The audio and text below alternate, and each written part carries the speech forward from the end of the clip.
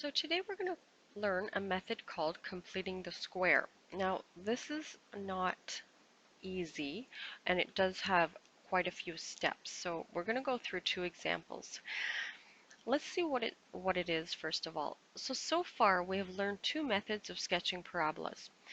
Our first way was when we're given the equation of a parabola in standard form like this, ax squared plus bx plus c, we learned how to factor and we used a variety of factoring methods called common factoring, simple trinomial method, Tuffy trinomial method, difference of squares, and we also used the quadratic formula for stubborn equations that we couldn't find factors for and that normally had decimal factors.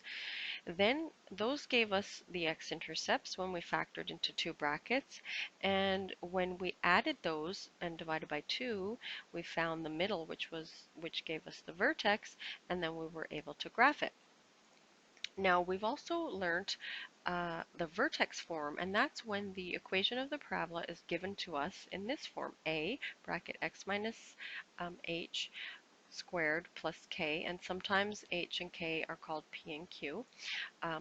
Different textbooks use different letters, but we know that the h and the k, or what was the p and the q here, would be our vertex, and then our a would be what we would multiply our steps by, and then we would easily be able to graph our parabola.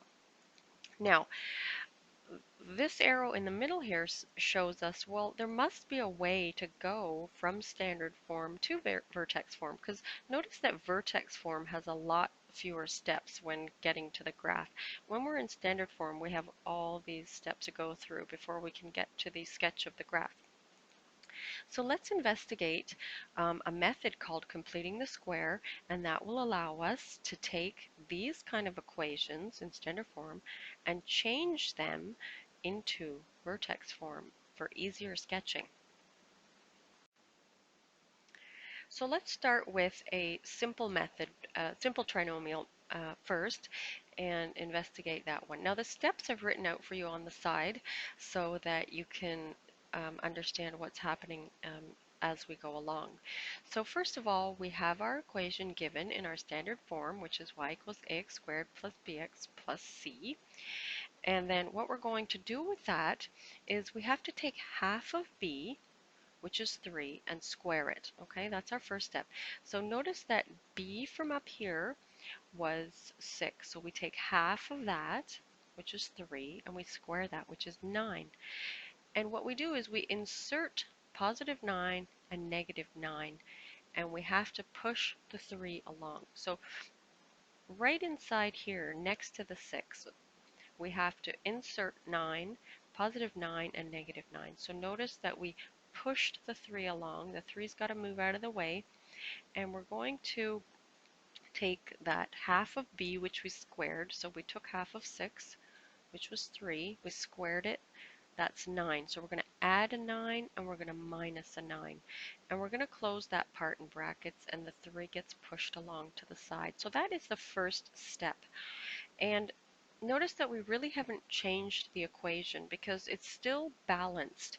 If I added a number without subtracting it, then we would really be changing the equation. So this really it doesn't change the equation at all, because these would essentially cancel out and they would leave us with the same exact equation that we started with. But we want those in there for now because we're trying to change this to standard form.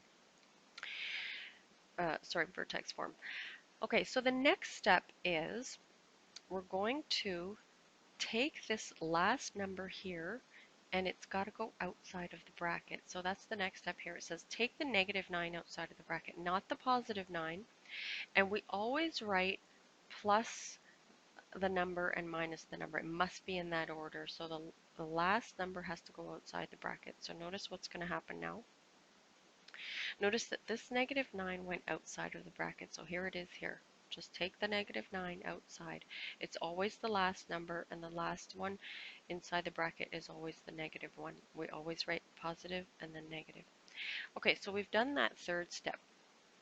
So bear with us, there's a lot of steps here, and it will get familiar as you practice it.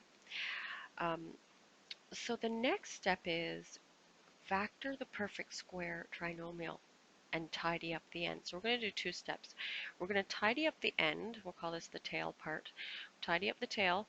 So -9 and +3 will give us +6.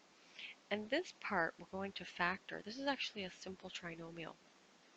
And it's two factors that are the same. So let's think, what are two numbers that multiply to 9 but add to 6? Two numbers that multiply to 9. 3 times 3, and that would add to 6. So here we have our two brackets. We're factoring this part into our two brackets, and we tidied up the -6. And the last step is, since we have two of them, we can just write a squared here, because that means that we have two of these brackets. And what do you notice? We're done. This is in vertex form. We have our bracket, we have our P inside of our bracket, and then we have our Q outside of the bracket. In this case, our A is 1 because we started with a simple trinomial.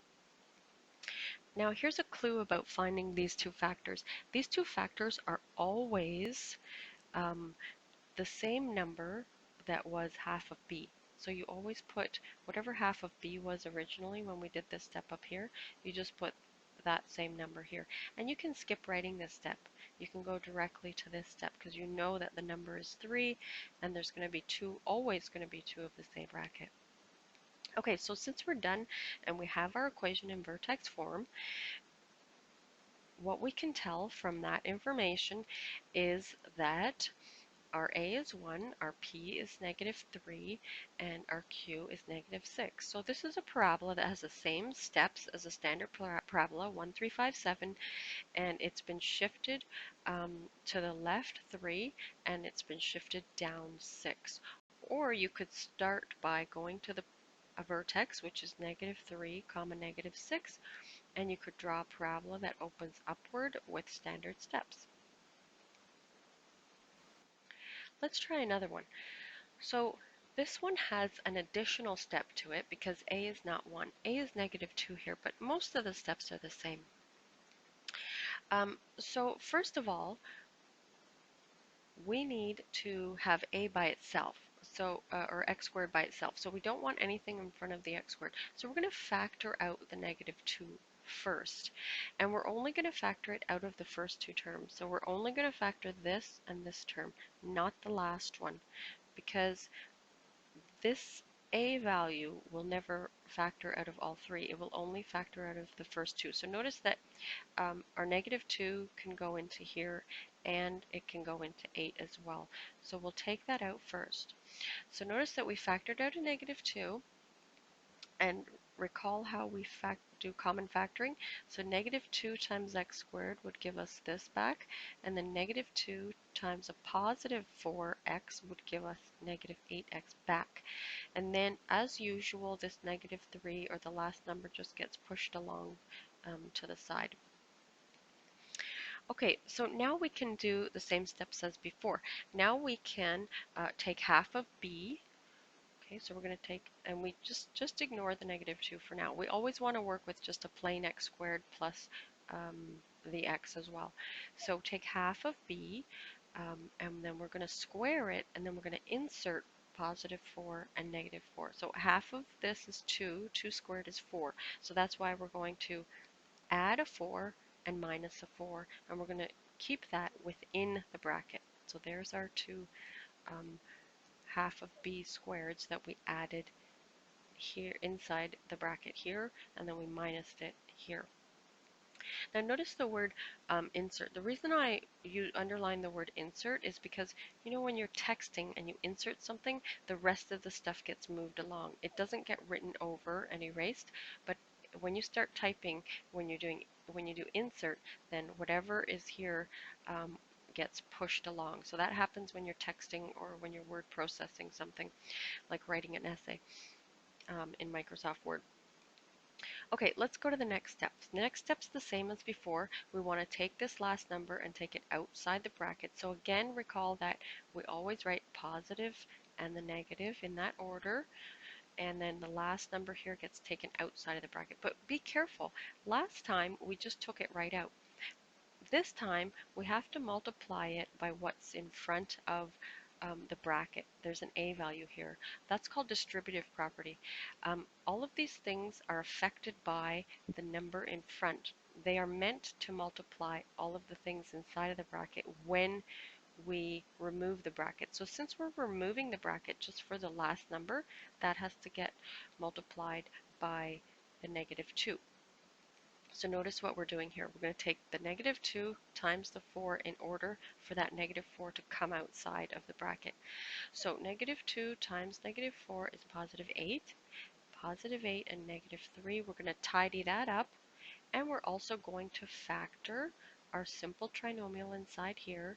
We're looking for two numbers that multiply to 4 and add to 4. So that's 2. And recall that that's half of b again. It's always whatever we used for half of b. So we're just going to write, oh, and that was circled because you have to be careful about that part. That's reminding us to multiply by the -2 in the step above. Okay, so here's our two brackets, x plus 2 and x plus 2, and when you get good at this, you can skip this step. Now all we have to do is write these two brackets as one with a squared, and notice we tidied up the +8 and -3. That became a 5, and then, so here's our two brackets written only once with a square, and look at that, we have our equation in vertex form. And so this equation now tells us that we have our a value is -2, and our vertex is at -2, 5. So notice always opposite of what's inside the bracket. So we could sketch this parabola by going to our vertex, -2, 5, and going downwards with our steps multiplied by 2. So we would go down over 1 down 2, over 1 down 6, and so on. And so those are the steps to converting standard form into vertex form. There are quite a few steps, and there's two versions, one for simple trinomials and one for the toughy trinomials that have an a value other than 1. So practice these steps and memorize what these steps are, and after a little bit of practice, it should become easy.